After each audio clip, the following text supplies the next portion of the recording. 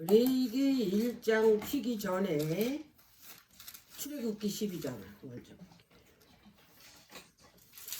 레이기 1장 손가락 끼고 출애굽기 12장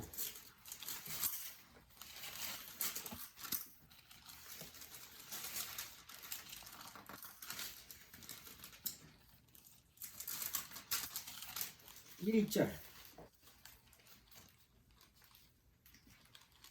1절 2절 여호와께서 애굽 땅에서 모세와 아론에게 일러 가라사대 이 달로 너희에게 달의 시작 곧 해의 첫 달이 되게 하고 그랬어요.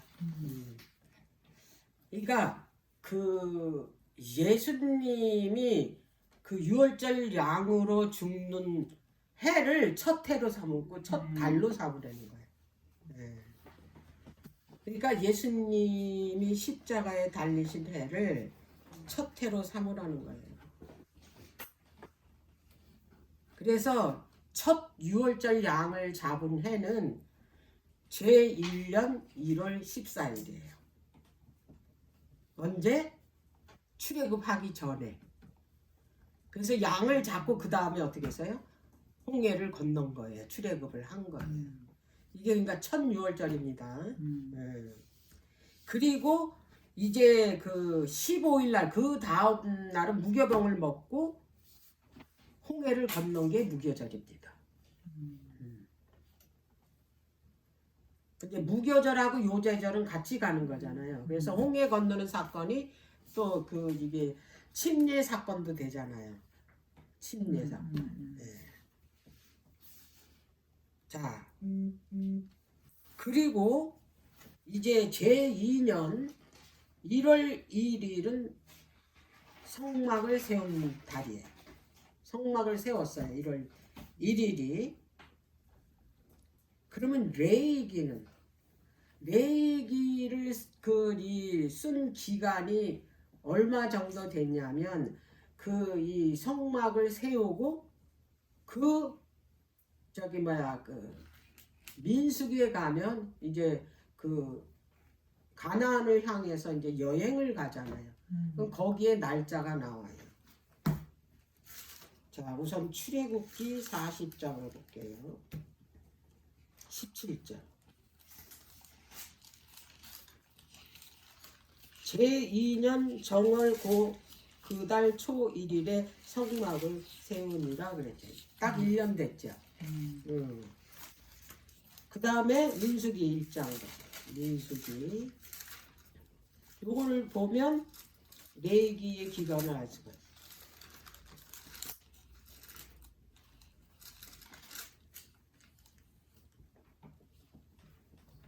민수기 1장 1절이에요. 이스라엘 자손이 애굽 땅에서 나온 후 제2년 2월 1일에 여호와께서 시내 광야 해막에서 모세에게 일러 가라사대. 이제 그 가나안을 향해서 가기 전에 먼저 인구 조사를 하는데 그 달이 제2년 2월 1일이래요. 그러면 성막 세운 날이 1월 1일이면 2월 1일이면 여기는 지금 몇 달이래 며칠이래요? 2월 1일이니까 레위기의 기간이 딱 한 달이잖아요. 한 달.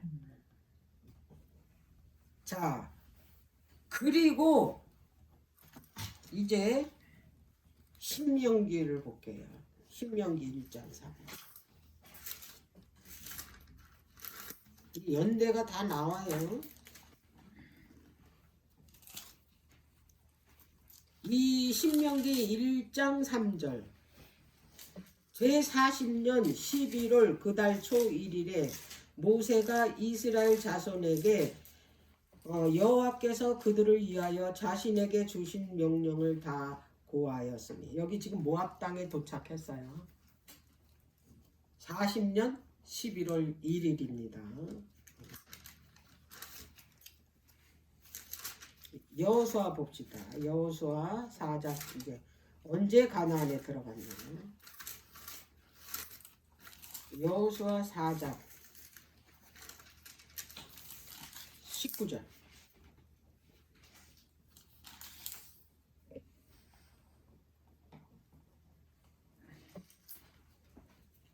정월 11일에 백성이 요단에서 올라와서 요리고 동편지경 길갈에 진침해 가나안에 들어갔죠. 모압 땅에 도착한 거는 40년 11월 1일이고 여기서 지금 2달이 있었다 그랬잖아요. 모세가 거기서 이제 그 5편의 설교를 한 거 아니야. 신명기가 이제 그 가나안에 들어가기 전에 모압 땅에 도착해서 2달 동안 백성들에게 뭐냐면 재설교를 한 거예요. 근데 41년 도착한 거는 2개월 지나서 41년 1월 11일. 그러면 이제 민수기의 기간은 얼마냐? 민수기는 광야 생활이잖아요. 38년 9개월입니다. 그거 다 빼고 나. 38년 9개월. 그러니까 민수기가 제일 길죠. 광야 생활이. 지금 우리가 광야 생활, 민수기 생활을 하고 있는 거예요. 이거 끝나면 우리가 어디로 들어가요? 가나안으로 들어가잖아요. 그래서 우리가 민수기를 알아야 되는 거예요. 민수기. 근데 여기서 이제 연대가 지난번에 내가 이스라엘 역사를 하면서 연대를 잘못 이 집사님들한테 얘기를 해줬어. 430년 동안 아브라함에게 그 언약하기를 내가 그 4대 만에 그 애굽에서 종되었던 너희들 거기서 종자리를 하다가 4대 만에 내가 가나안 땅으로 인도하겠다고 그랬잖아요. 근데 이제 출애굽기 12장에 가면 이제 430년이라고 나와요. 430년. 근데 요 430년이 애굽에 있었던 기간이에요. 애굽에 너희들이 4대 만에 내가 종되었던 너희들을 이제 가나안 땅에 젖과 꿀이 흐르는 땅으로 인도하겠다고 그랬는데 정확한 연수는 430년이라고 나와요. 갈라디아서도 430년, 저기 출애굽기 12장에서도 430년 정확한 연대가. 근데 지난번에 이 연대 시작을 내가 아브라함 때부터 시작을 했는데 그게 잘못됐어. 야곱이 그 애굽으로 들어간 때서부터 계산을 해야 돼. 근데 야곱이 그 애굽으로 들어간 때가 자손들 70명이라 그랬잖아요. 그 요셉이 애굽에 있던 그 자손들과 합해서 70명이 들어갔으니까 이스라엘 전체가 들어간 거잖아요. 근데 야곱이 애굽에 들어간 해가 1886년이에요.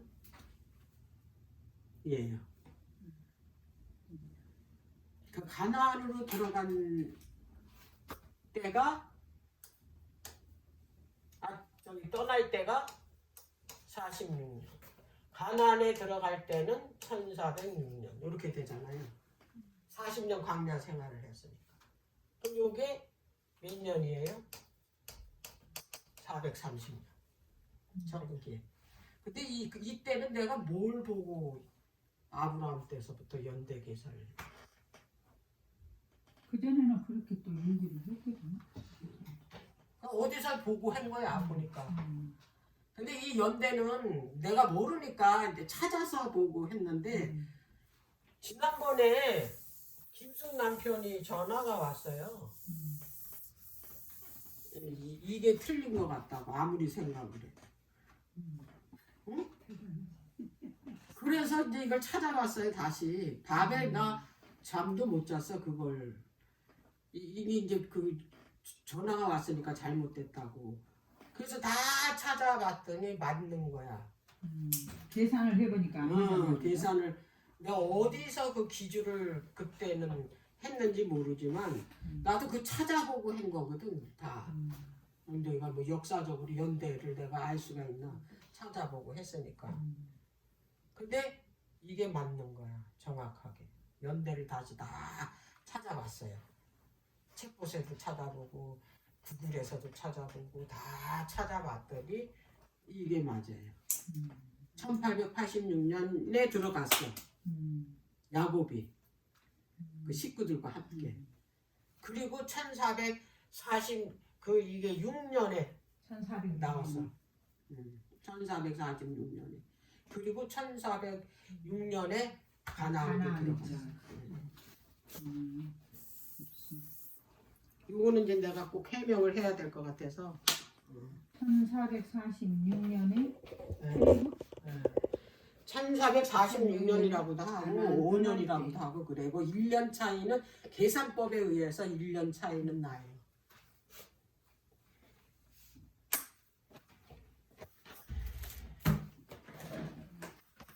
자,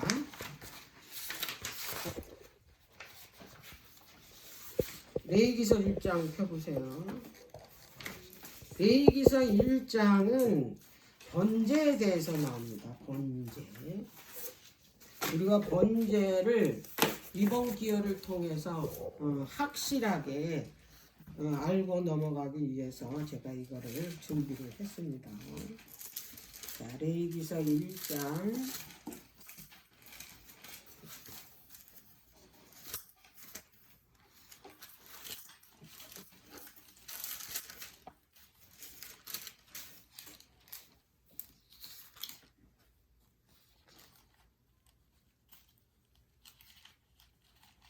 1장 1절 2절 보겠습니다. 여호와께서 해막에서 모세를 부르시고 그에게 일러 가라사대 이스라엘 자손에게 고하여 이르라 너희 중에 누구든지 여호와께 예물을 드리려거든 생축 중에서 소나 양으로 예물을 드릴지니라 그랬어요. 출애굽기 끝날 때는 이제 이 성막을 다 짓고 성막 봉헌을 했죠. 그리고 이제 레위기서에 넘어가서는 성막에서 이게 제물을 드려야 될 거 아죠. 그래서 성막에서 제물을 드리는 이 제사법을 가르쳐 주는 거예요. 그리고 제사장도 또 어떻게 뽑아야 돼.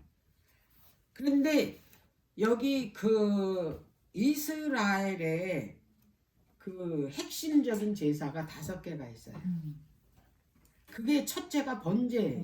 오늘 이제 다룰 번제가 있고 그 다음에 소제가 있어요. 그 다음에 하목제가 있어요. 그 다음에 속제제가 있어요. 그 다음에 속건제가 있어요. 이거는 아셔야 돼. 반드시 5대 기본 제사. 네. 이 중에서 이 5가지 중에서 번제가 기본이 됐어요.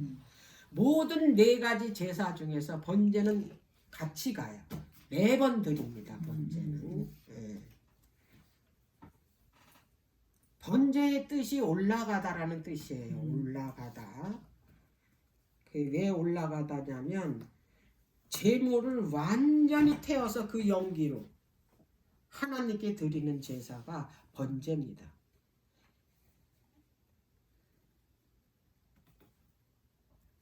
그래서 이 번제는 뭐를 예표하냐면 그리스도의 온전한 헌신을 예표합니다. 이 번제가. 말하자면 번제는 흠없으신 예수 그리스도 자신이 하나님께 뭐하냐면 바치는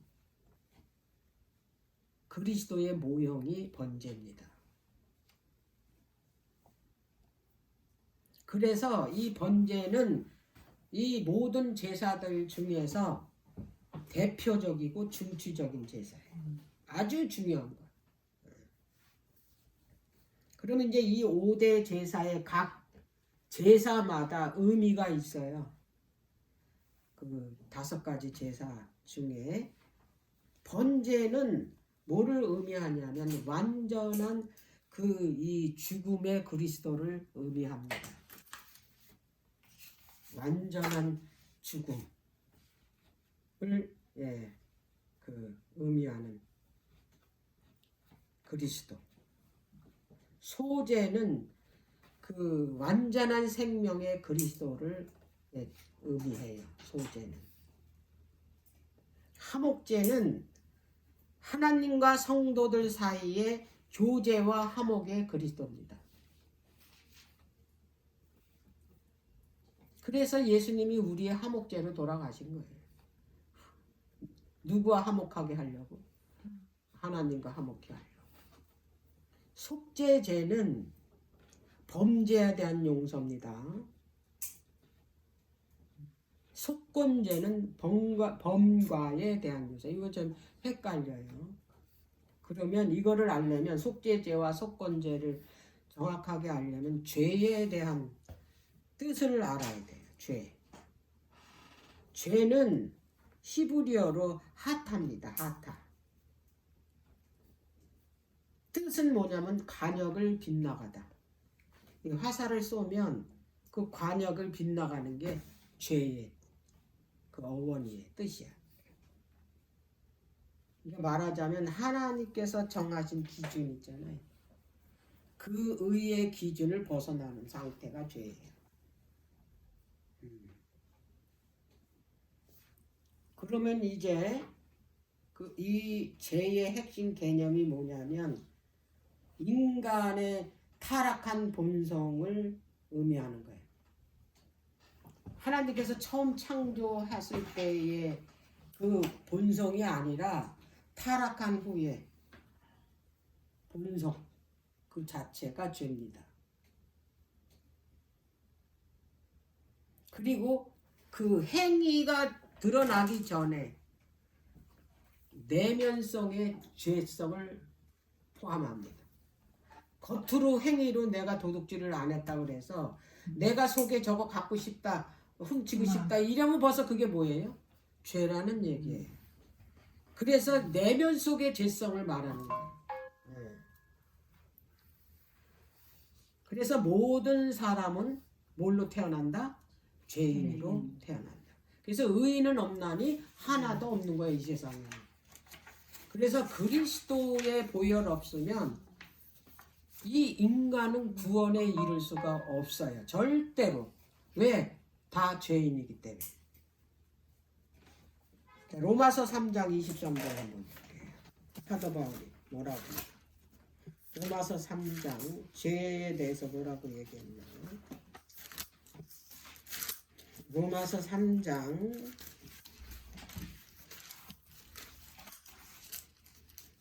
23절. 모든 사람이 죄를 범하였으니 하나님의 영광에 이르지 못한다 그러잖아요. 모든 사람이 뭐 했대요? 예. 죄를 범했대요. 그래서 하나님께 이르지 못하는 거예요. 예. 그럼 이제 요약을 할게요. 죄에 대해서. 죄는 인간이 가진 근본적 타락한 상태를 말해요. 그렇기 때문에 하나님과 뭐한 상태냐면 분리된 상태예요. 죄인은 하나님과 함께 있을 수가 없어요. 왜? 하나님 자체가 불이기 때문에 죄는 다 어떻게 해요? 불태우기 때문에 못 있어요. 그래서 분리한 상태예요.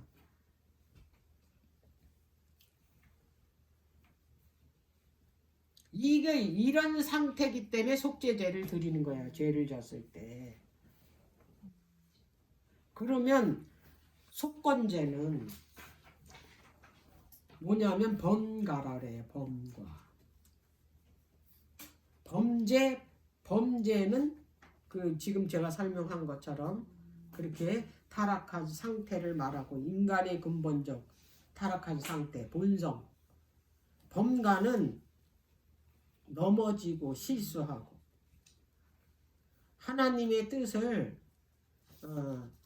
어긴 그 구체적인 행위 드러난 거. 범과. 말하자면 죄의 본성에서 구체적으로 드러난 행동. 이게 범과예요.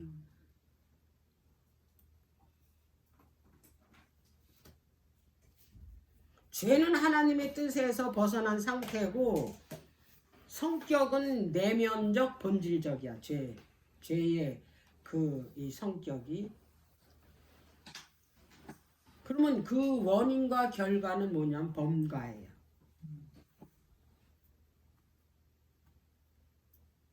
행동으로 나온다 이 말이야. 그게 범과야. 죄는 마음의 뿌리고 범과는 그 뿌리에서 자란 열매. 이렇게 하면 이해되겠죠. 죄는 마음의 뿌리 그 아니 자체가 죄야. 근데 범과는 거기서 자란 열매다 이 말이야. 그래서 속죄제는 그 죄를 속하기 위해서 드리는 제물이고, 속건제는 번가를 했기 때문에 뭐냐면 그걸로 인해서 그 죄를 속하기 위해서 드리는 게 속건제다. 그래서 죄와 범가가 이렇게 구분이 된다. 속죄제, 속건제.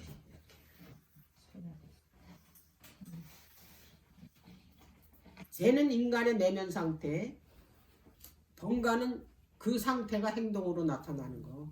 이렇게 구분하면 되겠죠.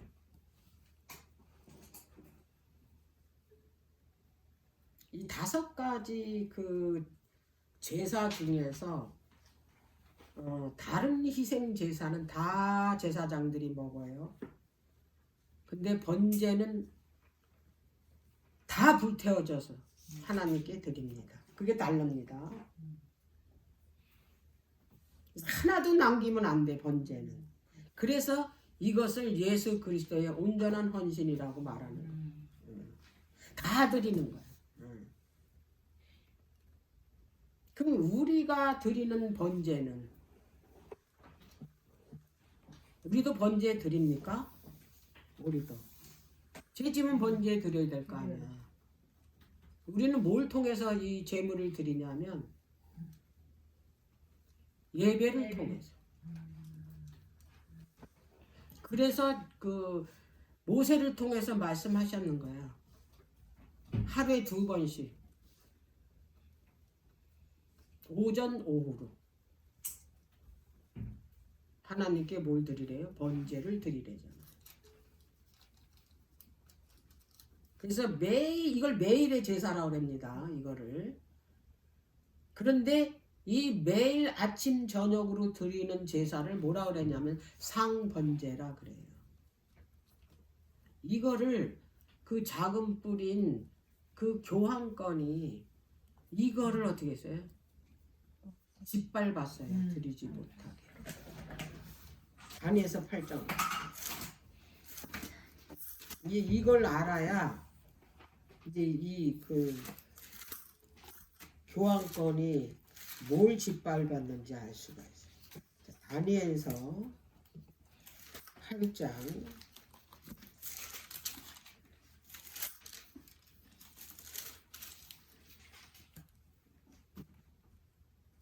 11절. 또 스스로 높아져서 군대의 주제를 대적하며 그에게 매일 드리는 제사를 제하여 버렸대잖아요. 제하여 버렸잖아요. 왜? 종교암호 시대 때. 그의 성소를 헐었어. 범죄함을 인하여 백성과 매일 드리는 제사가 그 교황권에게 붙여졌대잖아. 자기한테 다 뭐하게 드리도록. 그래서 매일 드리는 제사가 바로 지금 아침 저녁으로 드리는 이 예물이에요. 번제. 온전히 태워서 드리는 제사. 이거를 이제 매일의 제사라고 그러고 상번제라고 합니다. 민수기 28장을 볼까요? 민수기 28장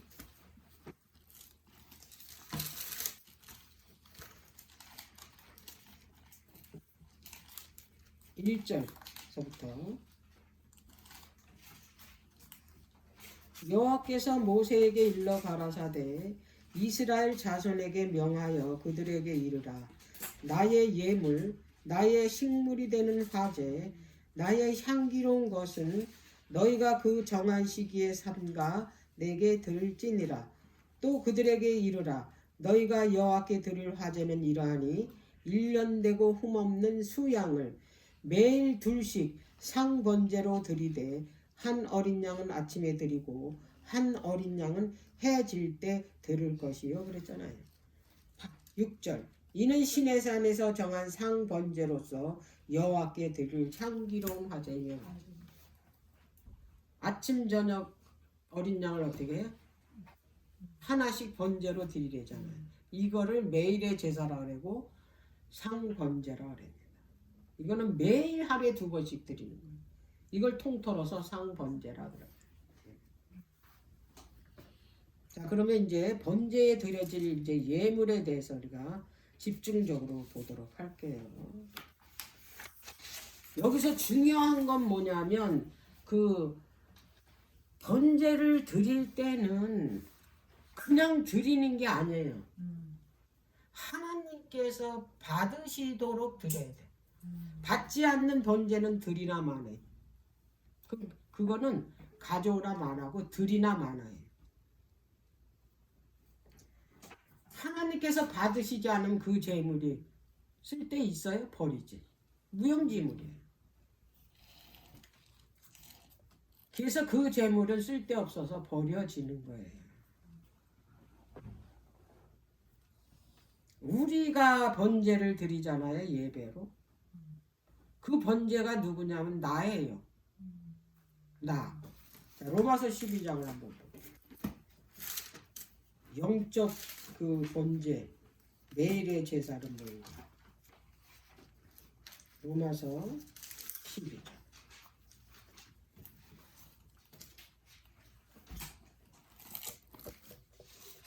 그러므로 형제들아 내가 하나님의 모든 자비하심으로 너희를 권하노니 너희 몸을 하나님의 기뻐하시는 거룩한 산 제사로 드리라 그러잖아. 거룩한 산 제사. 이는 너희의 드릴 영적 예배니라. 번제로 드리라는 거야. 내가 살아있는 제물로 드리라 하나님께. 그런데 이 번제에 드릴 예물이 자격이 있는 게 뭐냐? 흠이 없어야 돼. 자, 3절 볼게요. 레위기서 1장 3절. 그 예물이 소의 번제이면 흠없는 수컷으로 회막문에서 여호와 앞에 연락되도록 드릴지니라 그랬죠. 흠없는 제물을 드리되 하나님이 뭐 하도록? 받으시도록 드려라 이 말이에요. 받지 않는 예물은 가져와봐야 뭐예요? 필요가 없기 때문에 버려진다 이 말이에요. 오늘날도 마찬가지입니다. 우리가 예배를 드리러 가는 것은 하나님께 나를 드리러 가는 거예요. 그거 아셔야 됩니다. 우리가 예배를 잘못 곡해하고 있어요. 내가 뭐가 돼서 하나님께 드리는 거예요. 옛날에는 제사지만 오늘날은 예배를 통해서 나를 드리는 거잖아. 이 영적 예배가 뭐냐면 산 제사로 드리잖아. 그러면 집에서 예배를 하나님께 드리러 갈 때부터 내가 뭐해? 구별돼야 돼. 내 마음에 죄를 품고 교회 가면요 그거 드리나 마나요. 그건 무용지물이에요. 그리고 예배 드리고 왔다고 아주 뭐예요? 자부심을 갖는데 그거 아니에요. 여기서 그러잖아요. 하나님께서 받으시도록 드리라고. 자, 그래서 잘못 드린 그 예물과 그 올바로 드린 그 예물에 대해서 하나님께서 받으시고 안 받으신 게 성경 첫 번에 번제 드리는 그 이 사건이 나오는데 그게 가인과 아벨의 제사예요. 하나님께서는 분명히 어린 양의 피의 제사를 드리라 그랬어요. 근데 아벨은 하나님의 말씀대로 그 흠없는 어린 양의 피의 제사를 드렸기 때문에 하나님께서 그거를 받으셔서 불을 내려서 태웠잖아요. 그게 받으신 증거거든요. 불이 누구니까? 하나님을 상징하니까. 근데 가인은 안 받았어요. 무슨 제사를 드렸어요? 하나님이 바치려는 예물이 아니라 자기가 그 원하는, 자기가 생각하는 자기 뜻대로 자기가 농사를 지니까 가장 왜 좋은 열매 농사 진 거예요. 이거는 하나님께서 원하시는 재물이 아니잖아, 예물이. 근데 그거 안 받았다고 화가 나서 자기 동생 죽였잖아요. 시기 질투해서. 이제 여기에서 이제 그 여기에는 기록이 안 돼 있지만 그 유대의 그 뭐냐면 그 내려오는 전승을 보면 이 성소에서 이제 그 제물을 가지고 들어가잖아요. 그러면 이제 이 성소에 들어가는 사람은 전부 죄진 자들이야.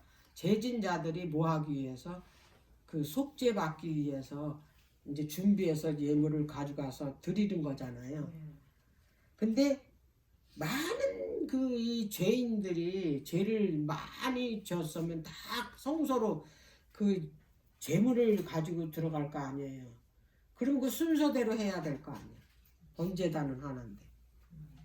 그러면 그 많은 제물을 가지고 오기 때문에 이 제물을 어디다 묶어두냐면 북쪽에다 묶어둬요. 그래서 이 제물을 묶어두는 기둥이 다 있어요. 거기다 다 묶어놔요.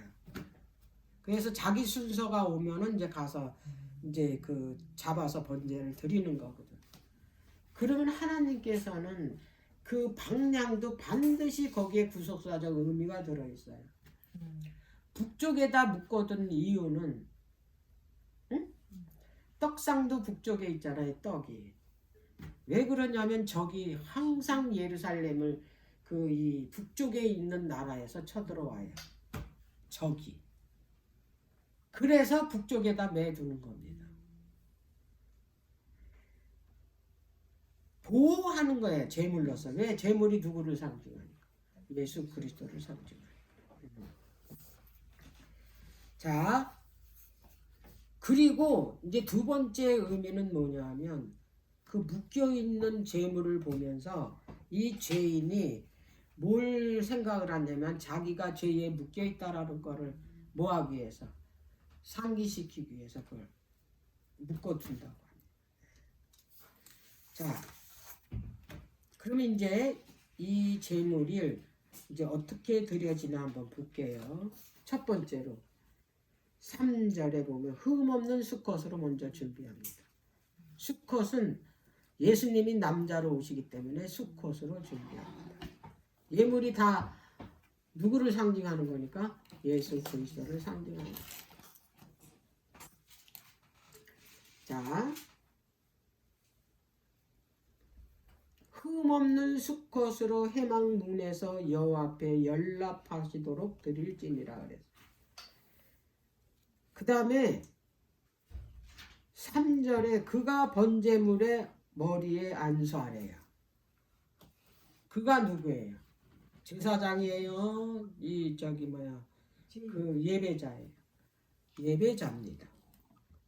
예배자가 자기가 가져온 자기 죄를 정가시켜서 그 이 뭐냐면 제물이 돼서 바치는 이 희생 제물에다가 안수를 합니다. 안수를 하는데 어떤 모양으로 안수를 할까? 이 그 앞다리 뒷다리를 이 저 풀 같은 줄로다 묶어 놓아요. 이렇게. 그럼 이게 서지를 못하니까 어떻게 하겠어요? 자빠지겠죠. 옆으로 자빠질 때 머리를 죄인이 그 지성소를 향해 서쪽으로 향해다 머리를 돌려놓습니다. 왜? 하나님이 계신 곳을 바라보게 하는 거예요. 그리고 이 두 뿔이 있을 거 아니에요. 두 뿔 사이에다 손을 넣고 자기 죄를 정가시키는 걸 안수한다 그래요. 그러면 이제 자기가 그 속죄 제물이잖아. 그 이 양이나 소나 염소나 그러면은 이제 자기 죄를 속죄 제물인 이 제물한테 다 어떻게 해요? 안수, 머리에다 안수시키면서 글로 다 뭐예요? 의식적으로 전가하는 거예요. 그러면 이제 내 죄가 그 제물로 넘어갔어요. 그래서 이제 죽여야 돼.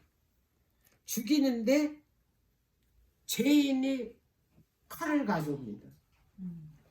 그리고 그 경동맥을 찔러요. 죄인이 그 이 번제물을 죽여야 칼을 찔러서. 왜? 자기 죄로 죽는 거니까. 그래서 자기가 죽이는 거야. 제사장이 죽이는 거 아닙니다. 제사장은 뭘 하냐면 그 죽일 때 피가 뿜어져 나올 거 아니에요. 그러면 피를 그 담는 그 그릇이 있어요. 거기서 피를 어떻게 받아요. 받아가지고 이 제사장이 이 피의 그 성분은 바깥에 공기를 접촉하면 굳잖아요. 굳지 않도록 어떻게 해야 돼요? 제사장은 그걸 계속 접니다. 그래가지고 이제 그 피를 받아가지고 번제단 사면에 뿌려요.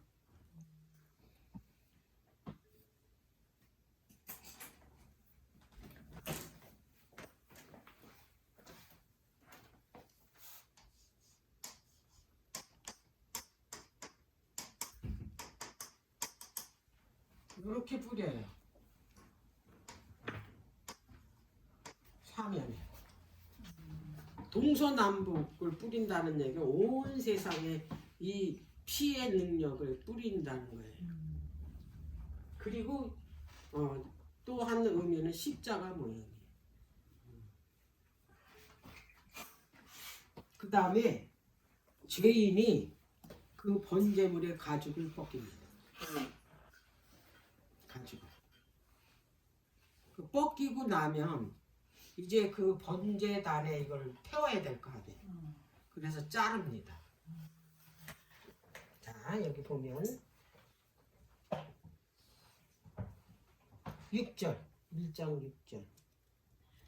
그는 또 그 번제의 희생의 가죽을 벗기고 각을 뜰 것이며, 각을 뜨다라는 거는 각 부분으로 나눈다는 뜻이에요.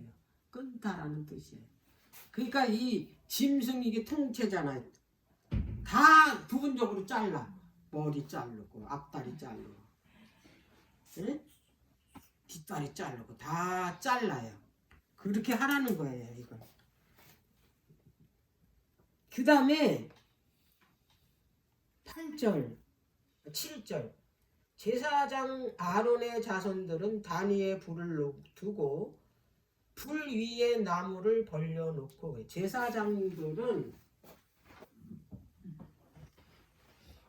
여기다 이제 불을 지피는 거예요. 막 여기다 불이 올라올까지. 그럼 여기 번제물을 태울 나무를 벌려놓으라는 거예요. 반드시 벌려놔야 돼. 그 왜 벌려놓냐? 그 하나님께서 그 아브라함에게 내 독자 이삭을 모리아 산에 올라가서 번제로 드리라고 그럴 때도 아브라함이 그 단위에다가 나무를 벌려놓고 이삭을 거기다 올려놔. 이게 번제 드리는 뭐예요? 방식이에요. 예수님이 요 모양대로 돌아가시기 때문에 그래요. 그래서 요거를 자르잖아요. 머리 따로, 다리 따로. 이게 무슨 모양이에요? 이게 누구를 표상한다고? 이 제물이, 번제물이 예수님을 상징. 예수님이 이런 모양으로 돌아. 예수님이 이런 모양으로 돌아가시는 거예요. 나무에 매달렸잖아요. 나무에. 이게 더 신기한 것은 언덕 위에 있어요. 번제단. 군덕을 만들었어요. 이게 왜냐하면 예수님이 언덕 위에서 돌아가시니까. 골고다 언덕. 그대로 재현한 겁니다. 나무를 치고. 그래서 제사장이 이 피를 들고 이 둘레길을 돕니다. 그래서 여기서 이걸 넣는 거야. 이 몸통은 어떻게 하나? 몸통 9절. 그 내장과 정갱이를 물로 씻을 것이며 제사장은 그 전부를 단위에 불살라 번제를 삼을지니 그랬어요. 자, 여기에서 그 머리 내장도 다 올려놔요. 씻어서 갈릴 거 아니에요. 그래서 내장도 꺼내서 씻어요. 그냥 안 갖다 올려놓습니다. 이것도 다 의미가 있어요. 구속사적으로. 그걸 씻어서 여기다 올려놓는 거예요. 각든 것 올려놓은 다음에 가운데는 내장을 씻어 기름하고 이렇게 올려놓습니다.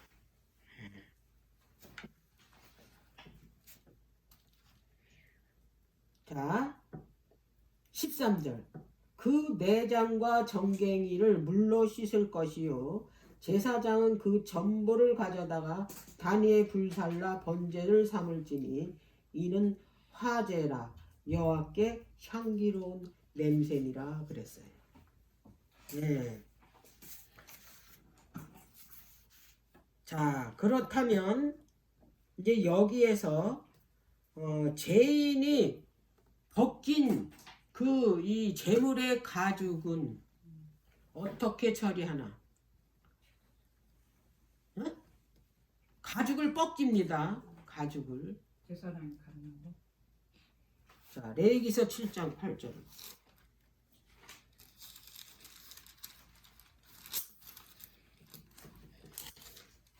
7장 8절입니다. 사람의 번제를 드리는 제사장 곧 그 제사장은 그 드린 번제물의 가죽을 자기가 얻을 것이고 누가 갔습니까? 가죽을? 제사장. 제사장이 갔습니다. 이 번제물이 누구라고요? 예수 그리스도. 그리고 실제로 이거는 있는 일을 지금 표상으로 지금 보여주는 겁니다. 갈라디아서 3장을 갈라디아서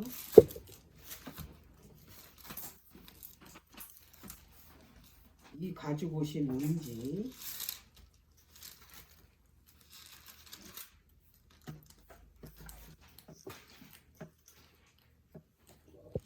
(27절입니다)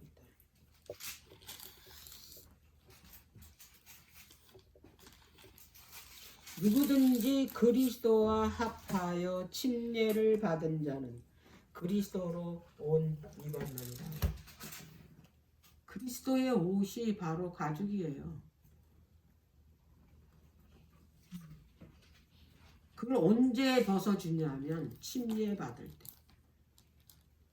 침례는 언제 받아요? 예수 그리스도의 십자가 보혈의 능력을 믿을 때 받는 거잖아요. 그때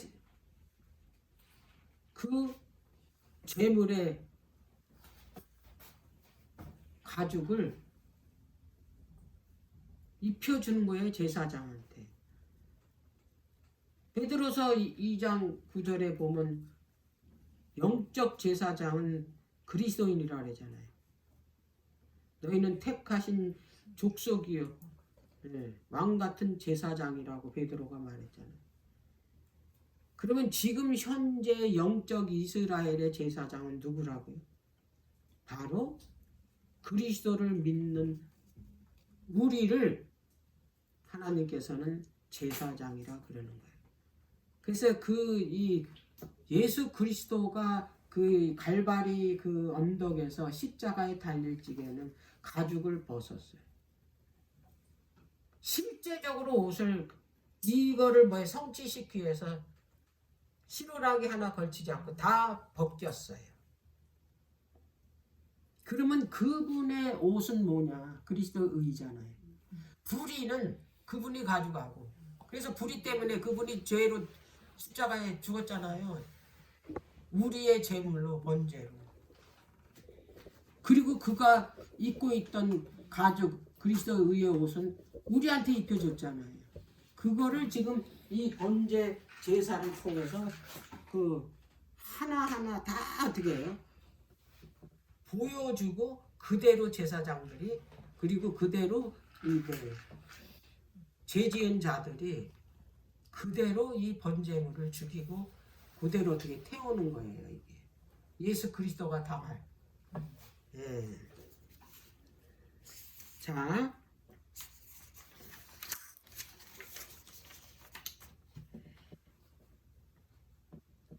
최초로 그 아담과 하와에게 가죽 옷을 해 입혔거든. 창세기 3장 21절에. 그 왜 해 입혔어요? 옷을 해 입혔다라는 건 그가 벗었다는 얘기야. 그러면 그가 벗었다라는 얘기는 무슨 옷을 벗었냐? 어? 그거는 그들이 벗은 줄을 알고로 그 무화과 그 잎으로 치마를 해 입었다 그러잖아요. 그럼 뭔가 입었어. 이게 벗겨진 거야. 그래서 수치가 드러난 거야. 이거 아는 거야. 그러니까 이걸 가린 거 아니에요. 그 얘기는 뭐냐면 아담과 하와가 최초로 어떤 옷을 입고 있었는데 그게 영광의 두루마리, 빛의 옷이었다. 그게 그리스도의 의의 옷이었다. 죄로 인해서 그게 벗어졌다 이 말이에요. 그런데 하나님께서 그들에게 그 무화과 옷을 뺏기고 그건 이제 자기의 의의 옷이야. 그걸 뺏긴 다음에 뭐를 해서 입혔냐면 가죽 옷을. 가죽 옷은 그 어떤 짐승이 죽어야지만 나오는 옷이야. 죽지 않으면 절대로 가죽 옷은 나오지 않아. 근데 이 가죽 옷이 뭘 의미하냐 봤더니 바로 예수 그리스도가 가지고 있는 그리스도의 의의 옷, 생명의 옷이었다. 그게 곧 뭐냐면 영광의 옷, 빛의 옷이었다. 그걸 입고 있으면 영원히 사는 거예요. 그게 바로 창세기 3장 21절이 4장에 가니까 바로 어린 양의 가죽이었다라는 거예요. 근데 그 어린 양의 뭐냐면 그 원형이 요한복음 1장 14절에 누구라 그래요? 예수 그리스도라잖아요. 보라 세상 죄를 지고 가는 하나님의 어린 양이래잖아요. 자, 그런데 이제 가죽 옷은 신랑이 신부에게 주는 신옷이에요. 세마포. 응?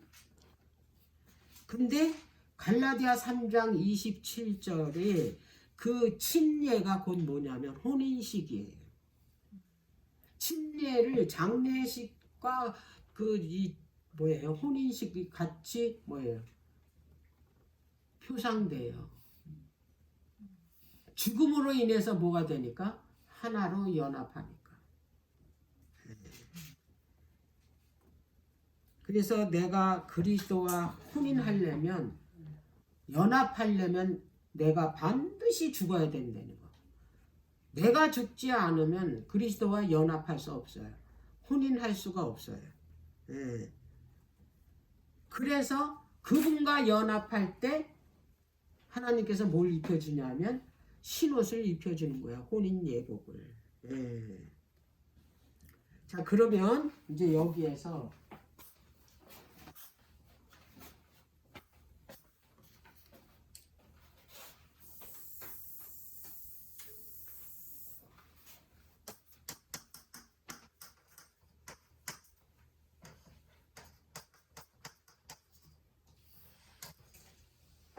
물에 씻어서 올려놓으라 했잖아. 언제 단에 나무 위에 올려놓으래서. 그러면 정갱이와 내장을 씻는 의미가 뭐냐? 응? 여기에서는 이 의식이 전부 뭐냐면 이게 영적으로 하면 죄를 씻는 거잖아요. 정갱이는 내적 행동을 말해요. 내적 행동으로 죄를 짓는 거냐? 응? 우리가 다니면서 죄짓고 손으로 뭐 하는 거예요? 죄짓고 하는 외적 행동. 내장은 뭐예요? 내면. 생각, 동기, 마음으로 죄 짓는 거. 이것까지 어떻게 해요? 씻어서 올려놓으라 해. 그런 제물이래야지만이 하나님께서 그걸 불살른다 이 말이에요. 그래야지만이 그 연기가 올라가서 이것이 하나님께 뭐가 되냐면 향기로운 냄새가 되는 거예요.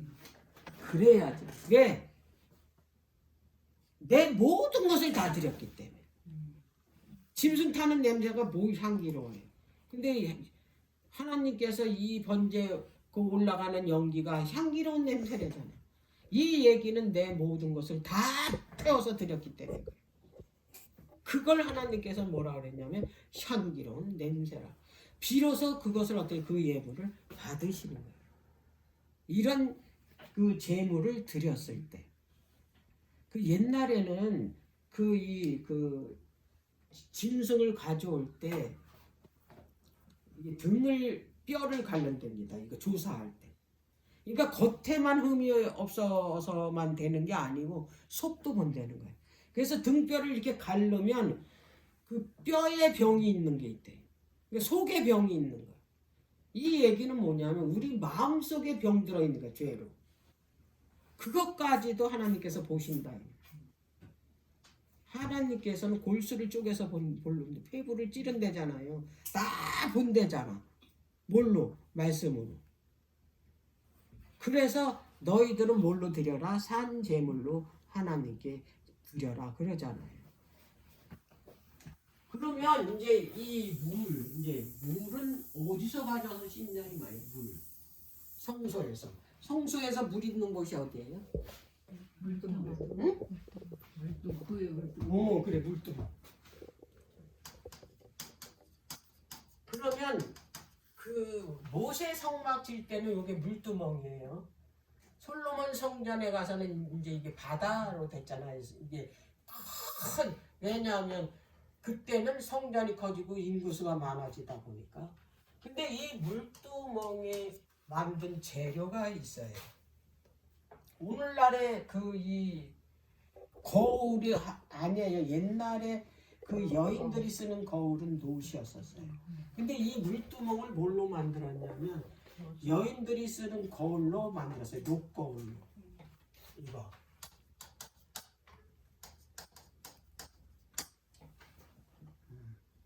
그래서 이거를 노대야라 그래요. 노수로 만들었기 때문에. 이 물두멍은 뭐 하는 곳이냐면 제사장들이 성소에 들어갈 때 손발을 씻는 곳이잖아요. 이거는 곧 뭐냐면 그 죄를 씻는 곳이라는 거를 알 수가 있어요. 자, 그러면 여인들이 쓰는 이게 거울입니다. 그럼 이게 큰 의미가 있어요. 거울은 그 기능이 뭡니까? 거울. 내 모습에 더러운 것을 보는 거잖아요. 그래가지고 씻는 역할을 하는데 거울은 씻는 역할은 못해요. 무슨 역할만 해요? 보여주는 거예요. 더러운 거를 보여주는 역할만 합니다. 씻는 역할은 못해요. 그래서 이 거울은 뭐를 표상하냐면 율법을 표상합니다. 율법. 율법은 죄를 용서하지 못해요. 씻지 못해요. 뭐 하는 역할을 하냐면 죄를 보여주는 거예요. 그래서 뭐 하는 거예요? 씻으라고 하는 거예요. 죄가 있으니까 어떻게 더러우게 있으니까 씻는 거는 누가 해야 돼? 내가 해야 되니까. 여기에 있는 물을 갖다가 어떻게 해요? 이 그 정갱이와 내장을 씻었다 이 말이에요. 자, 노대아의 물은 하나님의 말씀 곧 성령을 상징합니다. 물. 그래서 이 그 노대아의 물을 그 물두멍을 뭐를 상징하냐면 침례를 상징하기도 해요. 그리스도인들이 죄를 씻으려면 어디로 가야 됩니까? 예수님 앞으로 가야 되잖아. 회개를 해야 되잖아. 그게 씻는 거예요. 뭘 통해서? 성령을 통해서. 그래서 우리가 죄를 알려면 어떻게 되냐면 말씀 앞으로 가야 된다는 거예요. 말씀 앞에 가지 않으면 내가 죄를 있는지 없는지를 몰라. 내가 더러운지 깨끗한지를 몰라. 그래서 반드시 어디로 가야 되냐? 말씀 앞으로 가야 돼. 그리고 뭘 통해서? 성령을 통해서 회개를 하는 거야. 씻는 거예요. 이게 바로 번제라는 거. 네. 그래서 거울은 율법을 상징하고 율법은 죄를 보여주고 물은 성령을 상징하고 성령은 죄를 회개케 한다. 자, 그 번제와 성령님의 탄식기도 1번은 이제 여기서 끝내도록